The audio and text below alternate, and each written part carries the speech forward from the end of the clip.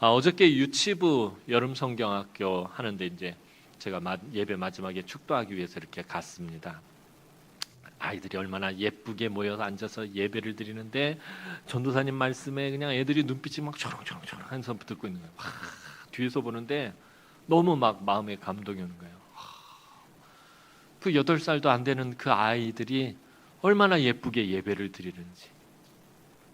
무슨 생각을 했냐면, 제가 늘 그러잖아요. 우리 어린 아이들도 성령의 충만함을 받는데 그걸 잘 표현하지 못하고 잘 나타내지 못해서 우리가 그걸 잘 모른다 그러잖아요. 특별히 우리나라 같은 경우에는 이 오순절 계통에서 이 성령 운동을 하다 보니까 성령의 충만함을 뭐 방언을 하고 막 뭔가 막 뒤집어지고 막 그래야지 그게 성령의 충만함으로 자꾸 그런 한쪽으로 이렇게 편협해 됐는데, 사실 성령의 충만함은 이따가도 말씀을 드리겠지만 삶의 잔잔한 은혜들로 나타나는 거거든요. 내 삶이 변화되어지고 내가 주님의 길을 걸어가고 하나님 앞에서 참된 예배를 드리는, 이게 다 성령의 충만한 모습들이거든요. 아이들이 드리는 그 예배의 모습을 보면서 아이들이 지금 성령의 충만한 하나님의 영에 감동되었구나라는 생각을 해보게 되었어요. 전도사님이 이제 질문을 하는 거예요. 아이들에게 이제 설교 시간에 조는 애들이 없어요. 성령이 충만한 거예요. 설교 시간에 딴 생각하는 애들이 없어요. 성령이 충만한 거예요.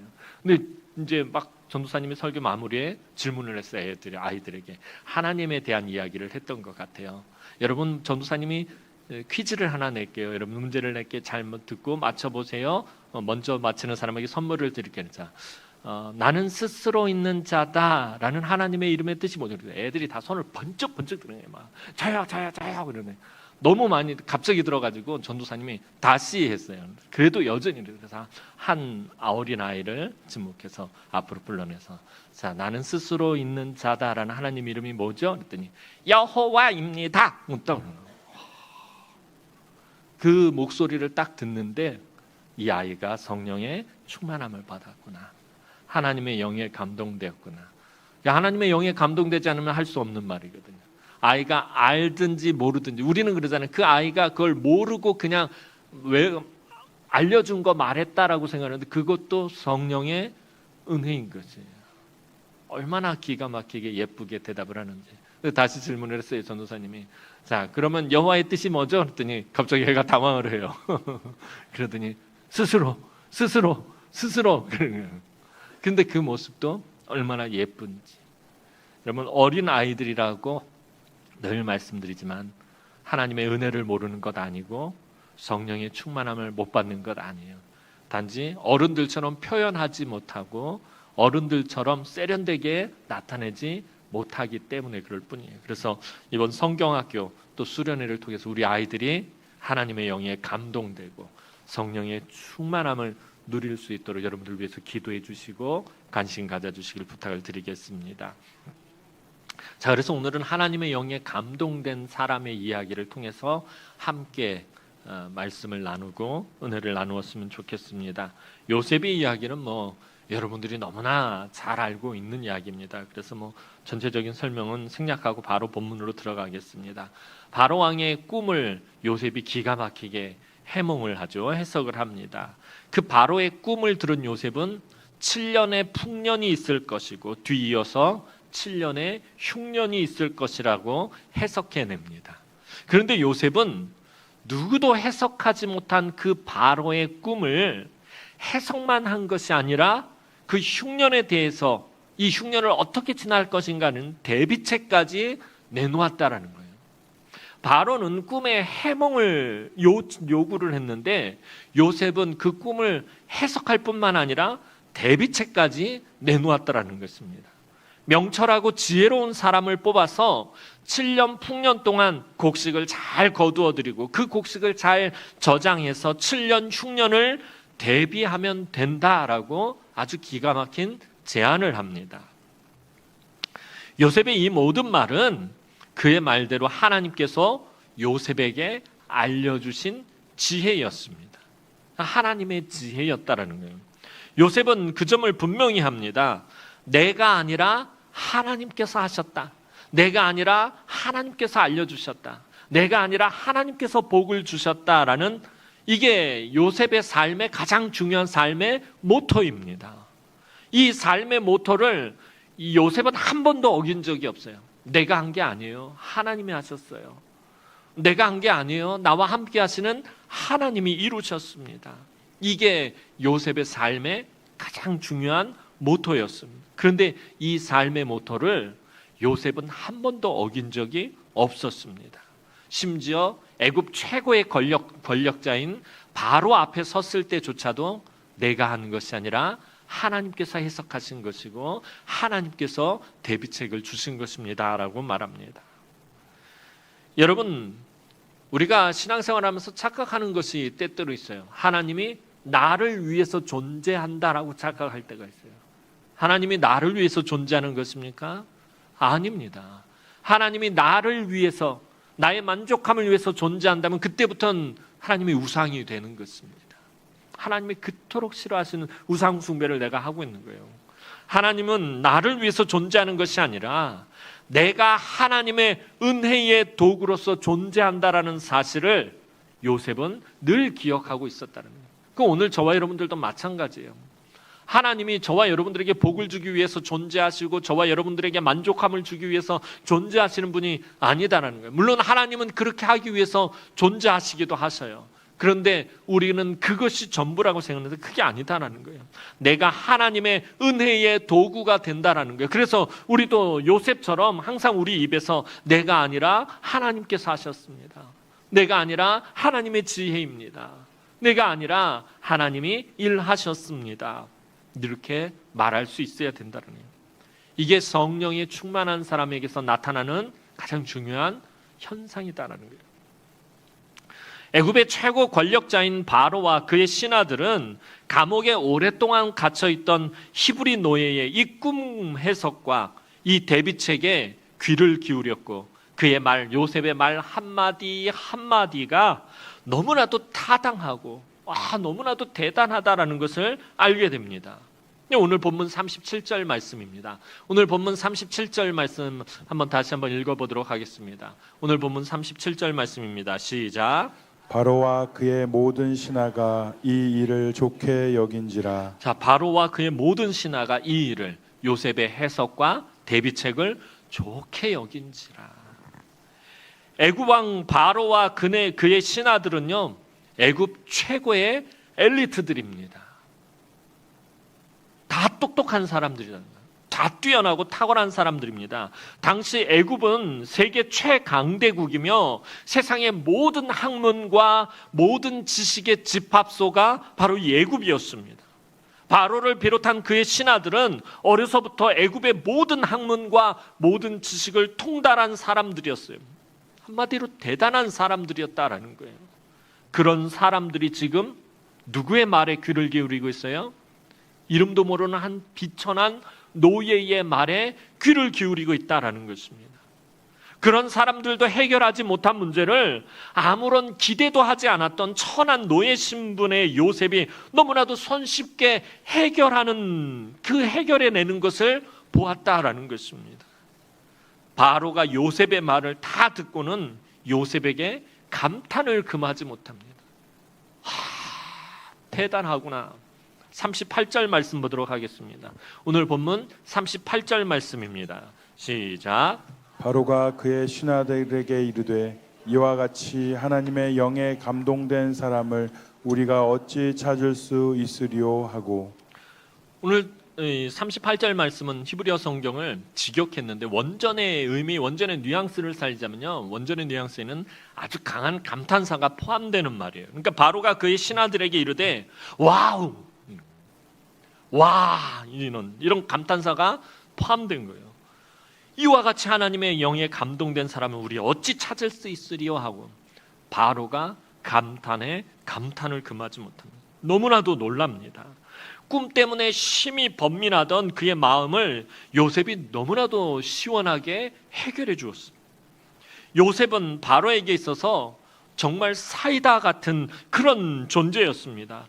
명쾌한 해석뿐만 아니라 그 꿈 때문에 며칠을 지금 잠을 못 자고 고민하고 괴로워하고 있던 이 바로, 그런데 그 꿈을 해석해 줄 뿐만 아니라 원래는 자기 자신이, 이 바로가 세워야 할 이제 7년의 풍년이 있고 7년의 흉년이 있다라는 이 이야기를 들었어요.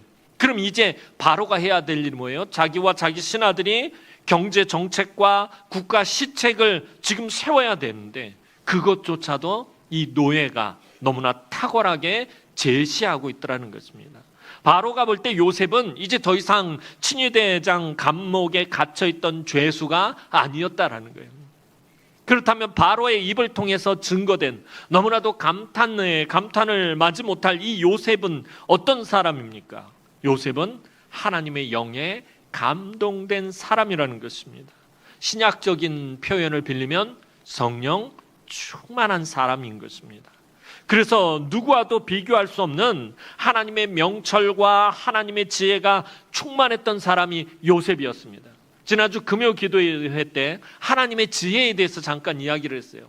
하나님의 백성들이, 예수 믿는 사람들은 하나님의 지혜 없이는 살아갈 수가 없어요. 이 땅에서 살 수 있는 모든 방법들, 우리의 삶을 운용하는 것들, 내가 삶 가운데서 해야 할 것들, 이 모든 것들을 가르쳐 주신 분이 하나님이에요. 그게 하나님의 지혜인데 이 하나님의 지혜가 정말 대단하게 나타난 사람이 이 요셉이었다라는 것입니다. 요셉에게는 세상 지혜가 당해낼 수 없는 전혀 다른 차원의 하나님의 지혜와 하나님의 명철이 있었어요. 여러분, 요셉은 한 번도 애굽의 학문을 배운 적이 없어요. 애굽의 지식을 배운 적이 없어요. 형들에 의해서 이스마엘 상인에게 팔려가지고 애굽까지 와서 이 애굽의 시위대장인 보디발이 그를 사서 데리고 가가지고 교육을 시키긴 해요. 그러나 노예로서 살아갈 만큼만 교육을 시켜요. 일단 애굽의 언어를 가르쳤겠죠. 애굽에서 종살이를 해야 되니까 노예로서 살아갈 수 있는 그런 정도밖에 교육을 받은 것이 없어. 애굽에 와서는.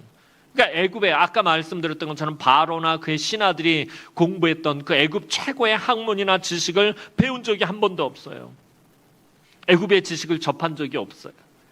요셉이 지금까지 받아온 교육이라면 그저 아버지 야곱이 가르쳐준 그들의 조상 아브라함과 이삭의 이야기. 우리 할아버지 아브라함이란 분이 있었는데 그가 갈대아우르 있을 때 하나님께서 그를 부르시고 가나안 땅으로 보내시며 이 가나안 땅을 주겠다고, 너와 네 자손에게 주겠다고 약속하셨다. 그리고 그에게 하나님께서 이삭이라는 귀한 약속의 씨를 주셨다. 야곱이 요셉에게 들려준 이야기, 야곱이 요셉에게 교육한 것은 아브라함과 이삭의 이야기, 하나님의 이야기가 전부였어요. 그런데 요셉은요, 아주 특이한 부분이 있어요. 그 아버지가 가르쳐준 교육에서 아브라함과 이삭의 이야기, 하나님의 이야기, 하나님의 약속의 이야기, 이런 그 모든 이야기들을 그저 자기들의 조상, 자기들의 할아버지 아브라함과 이삭의 이야기로만 여긴 것이 아니라 그 이야기를 자기의 이야기로 여겼다라는 것입니다. 하나님이 아브라함과 약속하시고 이삭과 약속하시고 언약을 맺으신 그 모든 이야기가 나의 이야기다. 하나님이 나와 약속을 하신 것이고 나에게도 하나님께서 언약을 맺으신 것이다라고 여겼다라는 것입니다. 하나님이 아브라함과 이삭에게 하신 이야기를 모두 자기의 것으로 여겼다라는 것입니다. 그러자 그에게는 이방신을 섬기는 애굽에서는 도무지 찾아볼 수 없는 오직 요셉에게만 있는 명철과 지혜가 생겨났습니다. 그것이 바로 하나님의 영에 충만한 지혜였습니다. 오늘 본문은 일개 죄수의 몸에서 세계 최강대국의 1인지하 만인지상의 자리에 오른 요셉의 이야기를 기록하면서 왜 그의 인생이 이런 반전의 드라마와 같은 인생이 되었는지, 왜 죄수에서 국무총리의 자리에까지 오르게 되었는지 그 원인을 제시하고 있다는 거예요. 그것은 요셉이 하나님의 영에 감동된 사람이었기 때문이다라는 것입니다. 그리고 오늘 성경이 우리에게 말하는 것은 이것이 단순히 요셉에게만 해당되는 일이 아니라 오늘을 살아가는 모든 그리스도인들에게도 동일하게 해당한다라는 것을 말합니다. 특별히 요셉이란 사람에게만 하나님이 베푸신 은혜가 아니라 오늘 예수 믿고 이 땅을 살아가고 있는 저와 여러분들 모두에게도 동일하게 적용되는 말씀이다라는 것입니다. 오늘도 하나님은 요셉처럼 성령에 충만한 사람, 하나님의 지혜에 가득한 사람, 하나님을 향한 믿음이 불같이 뜨거운 사람, 바로 그런 사람을 하나님은 사용해서 일하십니다. 하나님이 찾으시는 사람은 세상의 학문과 재주가 뛰어난 사람이 아니라, 물론 세상 학문도 하나님이 만드신 것이라 중요하지만 먼저 하나님의 영으로 가득한 사람을 하나님은 찾으신다라는 것입니다. 사실 바로가 이런 고백을 하기가 쉽지는 않아요. 하나님의 영에 감동된 사람을 우리가 어찌 찾으리요? 이게 바로의 입에서 나올 수 없는 고백입니다. 39절 말씀 우리 다시 한번 읽어보도록 하겠습니다. 오늘 본문 39절 말씀입니다. 시작. 요셉에게 이르되 하나님이 이 모든 것을 내게 보이셨으니 너와 같이 명철하고 지혜 있는 자가 없도다. 자, 바로가 말하는 거예요. 요셉에게 이르되 하나님이 이 모든 것을 너에게 보이셨으니 너와 같이 명철하고 지혜 있는 자가 없다. 애굽의 최고의 신은요, 애굽은 다신교를 믿고 있어요. 별의별 거에 다 신이 있어요. 그 신은 믿는데 그 신들 중에서 최고의 신은 태양신입니다. 그리고 애굽 왕 바로는 그 태양신의 아들로 떠받들어지면서 살아있는 신으로 여겨졌습니다. 그런데 그런 사람의 입에서 하나님의 이름이 언급되고 있어요. 요셉은 애굽 사람들이 사실 가장 천하고 부정하게 여기는 히브리 족속입니다. 왜냐하면 애굽이 신으로 섬기는 소를 목축하기 때문입니다. 애굽에서는 소를 굉장히 신성하게 여겨요. 한 신으로 여기는데 그 소를 막대기로 톡톡 치면서 목축하고 있는 족속이 히브리 족속이에요. 그래서 이 히브리 족속을 천하고 부정하게 여기서 원래는 히브리 족속과 같이 밥도 먹지 않고 같이 있지도 않아요. 애굽 사람들이. 그래서 애굽의 바로는요, 그런 천한 족속이 섬기는 신의 이름을 함부로 입에 담을 수 없어요. 그런데 바로는 요셉의 하나님을 이름에 담고 그 입에 담고 요셉의 하나님을 인정하고 있다라는 것입니다. 여러분, 요셉이 30세에 애굽왕 바로 앞에 서고 요셉이 110세에 죽습니다. 그러니까 그 이후로 요셉이 애굽에서 80년을 살아가면서 한 번도 하나님을 섬기는 일에 어려움을 겪지 않아요.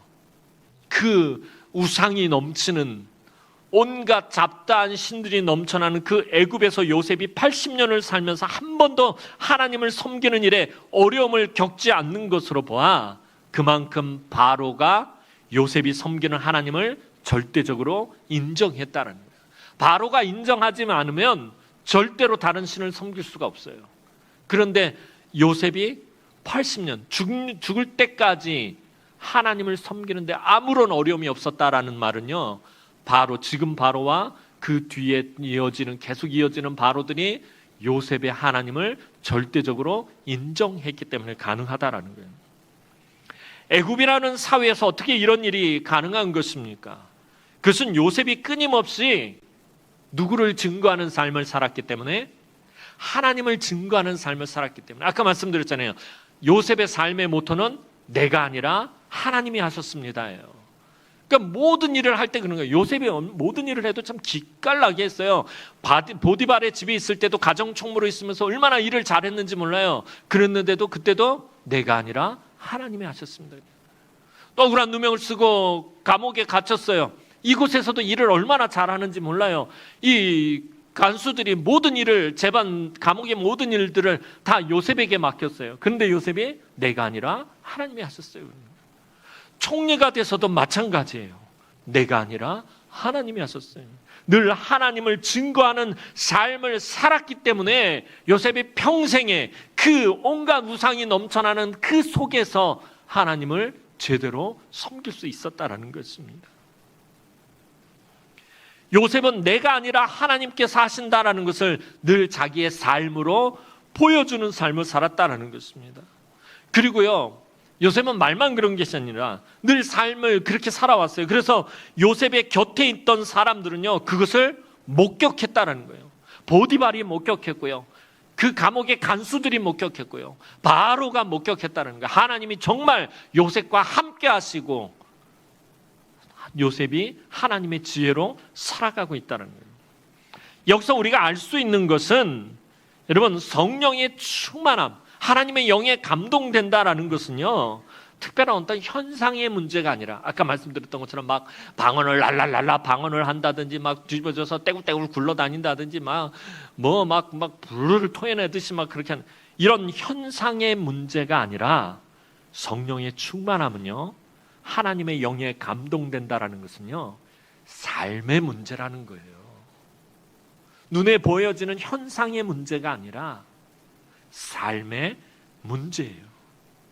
이 사람이 어떤 삶을 사느냐라는 거예요. 결국 성령에 충만한 사람은 요셉처럼 그 삶으로 하나님을 증거하는 사람이다라는 거예요. 오늘날 한국교회의 문제가 뭐예요? 삶으로 하나님을 증거하지 못하는 거예요. 교회가 하나님을 제대로 증거하지 못하는 거예요. 교회의 지도자들이 하나님을 그 삶으로 보여주지를 못하는 거예요. 목사들이 맨날 이상한 짓을 해요. 7계를 범하고 교회의 그 성도들이 진짜 피땀 흘려서 헌금한 그 재정을 가지고 횡령을 하고요. 교회 안에서 온갖 부정과 부패들이 일어나고요. 성도들끼리 치고받고 싸우고 서로 저주하고 욕하고 세상에서도 볼 수 없는 그런 모습들이 막 교회 안에서 나타나는 거예요. 무슨 얘기예요? 삶으로 하나님을 보여주질 못하는 거예요. 하나님을 증거하지 못하는 거예요. 그래 교회가 자꾸 쇠퇴하게 되는 거예요. 무슨 말인 거예요? 교회가 성령의 충만함을 받지 못하고 있는 거예요. 성도들이 하나님의 영에 감동되지 못하고 있다는 거예요.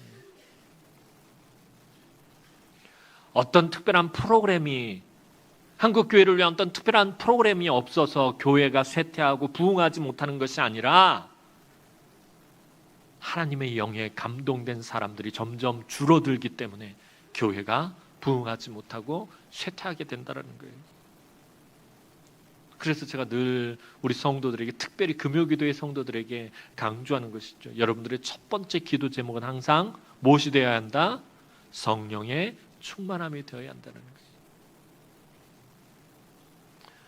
오늘 저와 여러분 삶 가운데서 하나님을 증거하는 삶을 살고 있는지 정직하게 살펴봐야 돼요. 저도 말씀을 준비하면서 얼마나 반성을 했는지 몰라요. 목사라고 하는 내가 정말 내가 삶에서 하나님을 증거하는 삶을 살고 있었나요? 여러분, 우리 주변의 사람들이 우리를 바라보면서 야, 참 저 사람 하나님을 저렇게 잘 믿는 사람 처음 봤다. 참 저렇게 선한 사람 처음 봤다.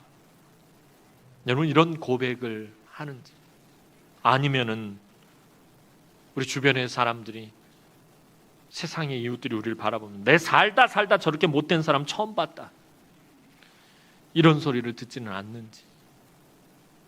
제가 청년 사역을 할 때, 서울에서 청년 사역을 할 때 청년들이 늘 취업을 했다가 돌아와서 예배를 드리러 돌아왔을 때 시험에 잔뜩 들어서 돌아오는 이유가 있어요. 열이면 열, 백이면 백, 똑같은 이유예요. 회사 안에서, 직장 안에서 부장과 과장이 교회 장로고 집사인데 맨날 회식 자리에서 술을 강제로 먹인다는 거예요. 저 교회 다녀요. 야, 나도 다녀. 나도 먹는데 왜 네가 안 먹고 지랄이야? 뭐 이러는 거예요. 애가 시험에 들어서 오는 거예요.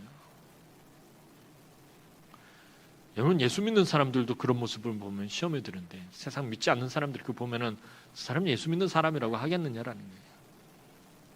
껍데기라는 거예요. 껍데기.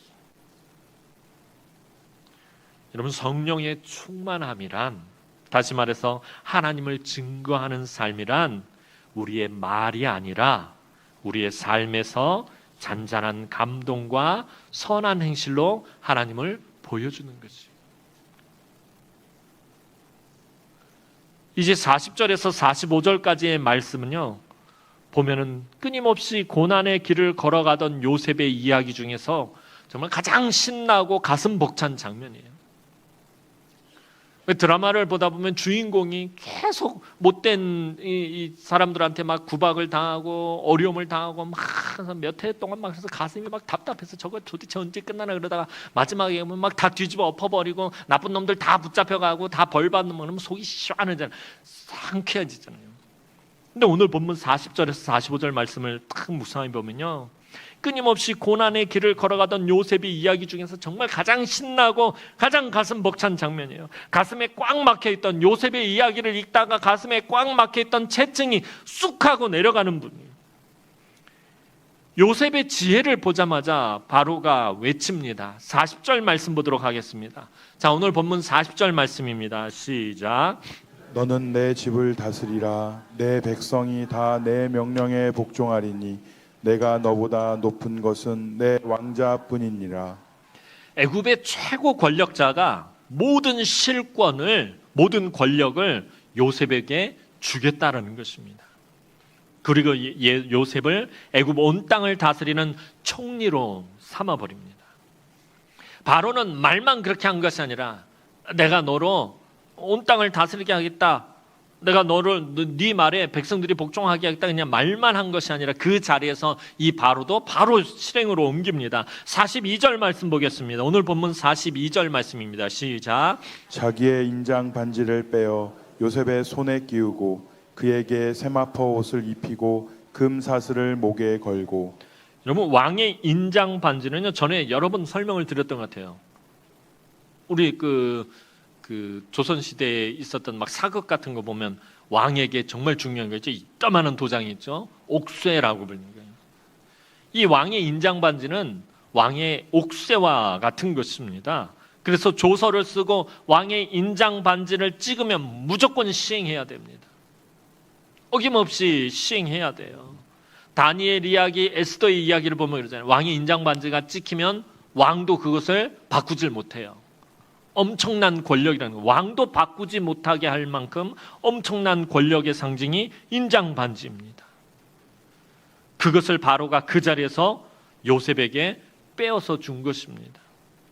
그리고 왕이 입는 세마포 옷을 입히고 왕의 금사슬을 목에 걸어주고요, 왕 다음으로 높은 사람이 타는 버금 수레를 주었어요.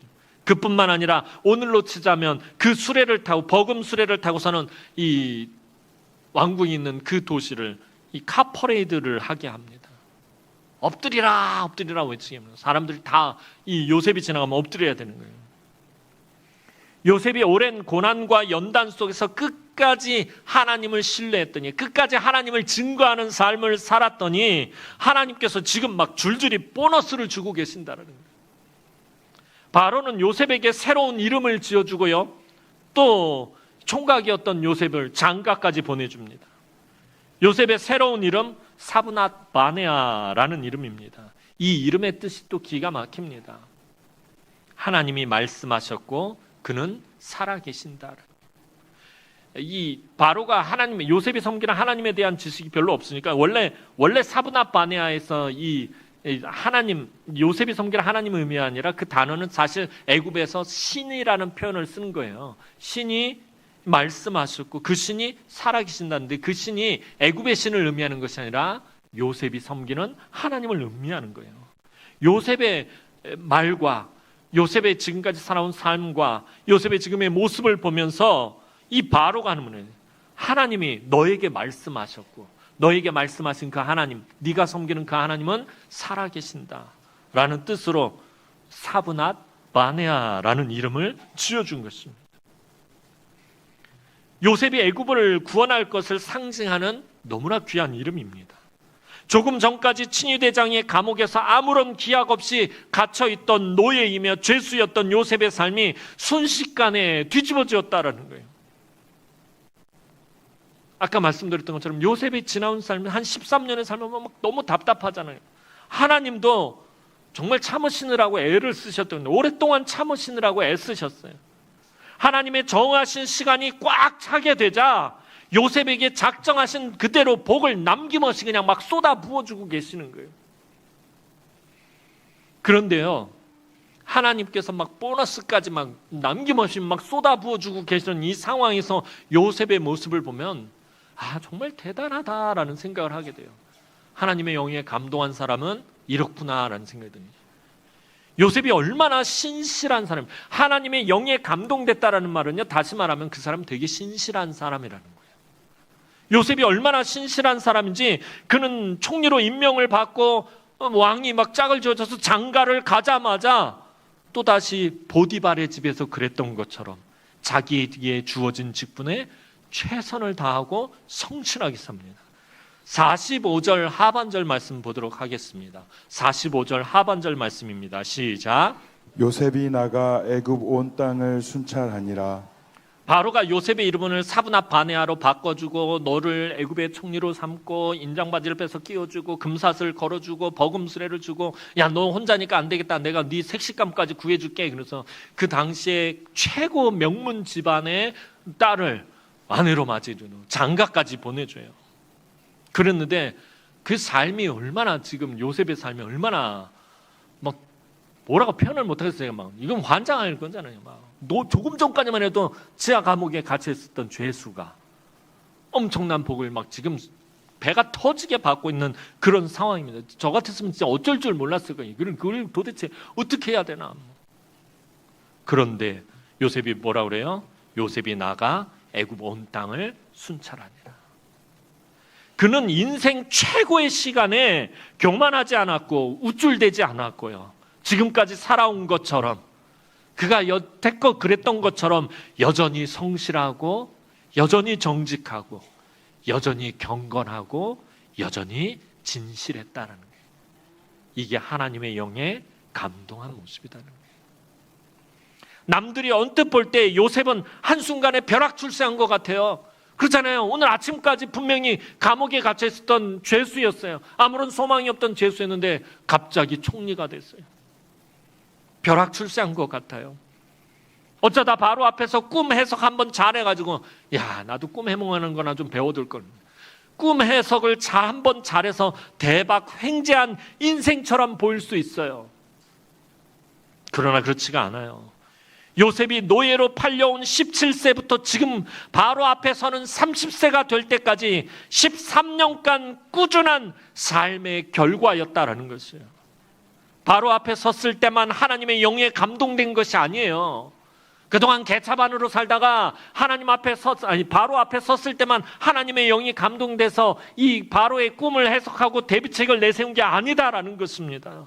그는 하나님께 아버지 집에 있을 때 하나님께 꿈을 받는 그 순간부터 하나님의 영에 감동된 사람이었어요. 지난 13년 동안 죄의 유혹과 싸운 선한 싸움의 결과였고 기나긴 고난 속에서도 좌절하지 않고 낙심하지 않은 소망의 결과였고 오직 하나님만을 바라보며 달려온 믿음의 결과였다라는 것입니다. 그냥 허투루 살아온 인생이 아니었다라는 거, 어느 날 대박 인생이 된 게 아니고 벼락횡재한 것이 아니다라는 것입니다. 갈라디아서 6장 9절의 말씀은 마치 이런 요셉의 삶을 보고 바울이 기록한 것 같아요. 갈라디아서 6장 9절 말씀 읽어보도록 하겠습니다. 시작. 우리가 선을 행하되 낙심하지 말지니 포기하지 아니하면 때가 이름에 거두리라. 아멘. 우리가 선을 행하되 낙심하지 말지니 포기하지 아니하면 때가 이름에 거두리라. 요셉의 인생이잖아요. 여러분 시편 126편을 기록한 시인도 똑같이 함께 거둡니다. 시편 126편 5절 6절 말씀 같은데 한번 보도록 하겠습니다. 시작. 눈물을 흘리며 씨를 뿌리는 자는 기쁨으로 거두리로다. 울며 씨를 뿌리러 나가는 자는 반드시 기쁨으로 그 곡식단을 가지고 돌아오리로다. 아멘. 삶의 어떠한 열악한 환경에도 지배당하지 않고, 예전에 요셉의 환경에 대해서 제가 한번 설교를 했던 적이 있어요. 그가 얼마나 콩가루 집안에서 살았고 얼마나 상처 많은 그런 집안에서 살았고 얼마나 문제 많은 쓰레기 같은 집구석에서 살았는지 그의 가정 배경은 엉망진창이었어요. 그런데 그 열악한 환경에 절대 지배당하지 않았다라는 거예요. 절대 물들지 않았어요. 애굽의 노예로 팔려와서도 수많은 죄의 유혹 속에서도 절대 그 열악한 환경에 넘어가지 않았어요. 그리고 성령의 충만한 삶을 살았던 요셉에게 하나님은 가장 알맞은 때에 가장 합당한 보상을 하셨다라는 거예요. 사랑하는 성도 여러분, 오늘 본문은 요셉을 향한 하나님의 보상으로 가득합니다. 무려 9절에 걸쳐서 하나님은 요셉에게 보상하고 계셔요. 그동안 하지 못했던 것을 다 그냥 한꺼번에 쏟아부어 주시고 계셔요. 여러분, 창세기를 기록한 모세가 이 장면을 기록할 때 이 장면에서 모세가 얼마나 흥분하고 가슴 뛰며 감동을 느꼈을까 하는 생각을 해봤어요. 모세가 원래 애굽에서 왕자로 자라난 사람이에요. 지금 오늘 본문에 등장하는 애굽 왕 바로가 받았던 그 교육을 받았던 사람이에요. 애굽의 모든 학문과 지식에 통달하고 애굽의 최고의 엘리트의 경험이 있던 모세는 요셉의 이 이야기를 기록하면서 얼마나 신이 나서 기록했는지 그런 자신의 마음을 지금 고스란히 담고 있다라는 거예요. 야, 이 바로가 나와 똑같은 교육을 받았는데, 애굽의 최고의 교육을 받았는데, 나도 엘리트 교육을 받았는데, 그런 바로가 하나님의 지혜 앞에 꼼짝도 못하고 있구나. 요셉 앞에 그냥 벌벌 기고 있구나. 얼마나 신이 나서 모세가 이 본문을 기록하고 있는지 몰라요.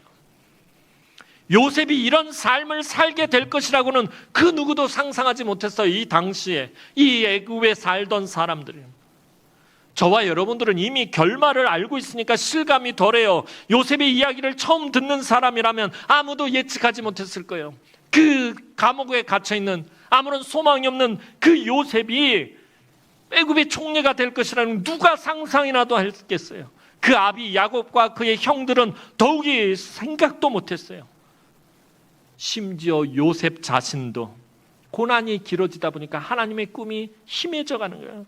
요셉도 아마 자신이 이런 삶을 살게 되리라고는 상상도 못했을 거예요. 고작 요셉이 생각한 것은 이 술 맡은, 자기가 감옥에 있을 때 자기가 도와줬던 이 술 맡은 관원장이 자기를 기억하고 자신을 도와줘서 이 억울한 누명을 벗고 빠져나오면 애굽에서 벗어나 아버지 야곱에게로 돌아가는 것, 그냥 그런 정도로만 생각했을 거예요. 그런 것만이 아마 자기가 최고의 그런 복이라고 생각했을 거예요. 그런데 하나님은 아무런 소망도 없던 죄수가 모든 권력을 손에 쥔 총리가 되는 전혀 상상도 할 수 없는 영광스러운 결론을 이미 가지고 계셨다라는 것입니다. 갑자기 하나님이 즉흥적으로 이런 결론을 빚으신 것이 아니라 요셉이 꿈을 갖고 하나님의 영에 감동된 그때부터 이미 하나님은 이런 영광스러운 결론을 이미 가지고 계셨다라는 것입니다. 하나님께서는 하나님만을 신뢰하고 하나님만을 바라고 하나님만을 의지하는 사람들의 인생을 결론 맺으실 때 우리가 상상도 할 수 없는, 우리가 예측도 할 수 없는 결론을 준비하십니다. 그 인간의 말로 다 설명이 되지 않아요. 그래서 금요 기도회 때 말씀드렸던 것처럼 이런 하나님을 기묘자라고 부르는 거예요.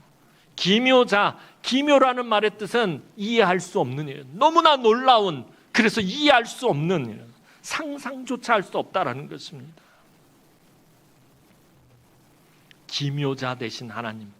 그러니까 오늘 저와 여러분들이 인생을 살아가면서 늘 이해할 수 없는 일들이 삶 가운데서 넘쳐나는 거예요.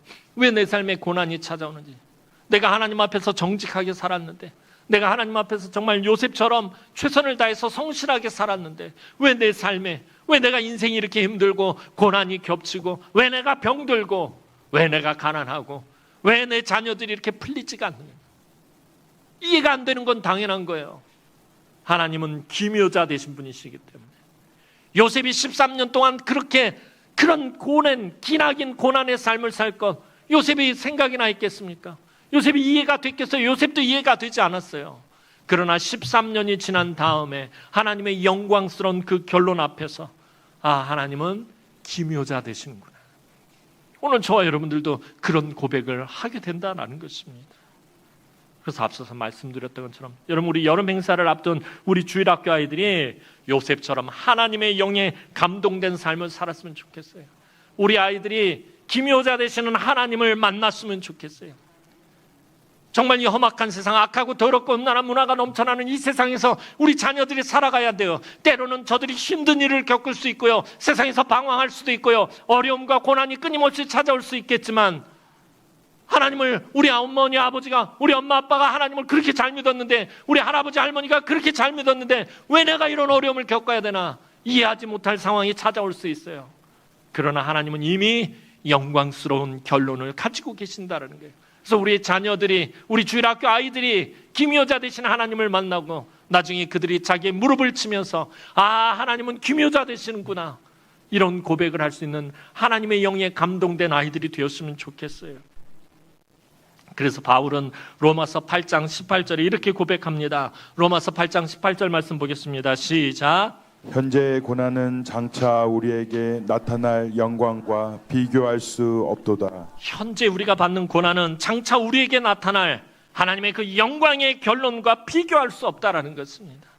하나님은 하나님을 위해 고난당하는 자들을 위해 영광스러운 상급을 준비하셨어요. 성경은 하나님 나라의 상급이 있음을 분명히 언급해요. 하지만 그것이 무엇인지 구체적으로 말하지는 않습니다. 왜냐하면 그 영광의 상급은 우리가 상상하지도 못하고 말로 표현도 못할 정도의 것이기 때문입니다. 우리가 하나님 나라의 영광의 상급은 이러이러한 거다라고 말하는 순간 그건 너무나도 뻔한 것이 되어버리기 때문에 성경은 하나님의 영광의 상급은 분명히 있다라고 말하지만 그것이 무엇인지에 대해서는 언급하지 않아요. 상상조차 할 수 없는 것이기 때문에, 기묘자 대신 하나님께서 베푸시는 것이기 때문에 말로 표현을 해놓지 않은 거예요. 오늘 여러분의 삶에 있는 어려운 문제와 고난들로 낙심하거나 실망하지 마시기를 바랍니다. 지금 여러분의 삶에 있는 고난이 크면 클수록 영광의 상급은 더욱 비교할 수 없게 됩니다. 이 땅의 것들, 세상의 만족함들, 사람의 위로와 칭찬에 여러분들 연연하지 마시기를 바랍니다. 여러분의 인생의 소망을 바로 하나님의 이 마지막 영광의 결론에 거시기 바랍니다. 그래서 요셉처럼 마지막까지 승리하시기 바랍니다. 요셉처럼 성령의 충만한 삶을 사시기 바랍니다. 여러분의 삶에 있는 그 잔잔한 은혜들 속에서 하나님의 기묘한 역사를 여러분들 기대하시기 바랍니다. 오늘 요셉처럼 성령 충만함으로 변함없이 진실하고 정직하고 성실하고 경건한 삶을 살 때에 하나님의 때가 참에 하나님의 기묘한 역사가 우리 성도들과 우리 자녀들의 삶에 충만하게 나타나기를 주님의 이름으로 축원합니다. 기도드리겠습니다. 사랑과 은혜가 많으신 아버지 하나님, 은혜와 사랑을 진심으로 감사를 드립니다. 오늘도 사랑하는 우리 남흥의 모든 성도들과 우리 자녀손들이 하나님의 영에 감동된 삶을 살게 하여 주옵소서.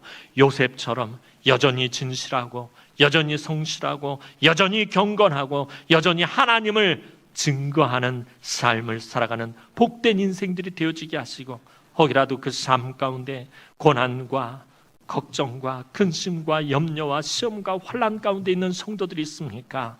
하나님, 비록 이해할 수 없사오나 그 어려움과 고난의 시간 뒤에 하나님의 영광의 결론이 있음을, 영광의 상급이 있음을 믿음으로 보게 하시고 믿음으로 요셉처럼 잘 버텨낼 수 있도록, 그래서 하나님의 기묘한 역사가 충만하게 이루어질 수 있도록 하나님 은총을 베풀어 주옵소서. 감사를 드렸고 예수님의 이름으로 기도하옵나이다. 아멘.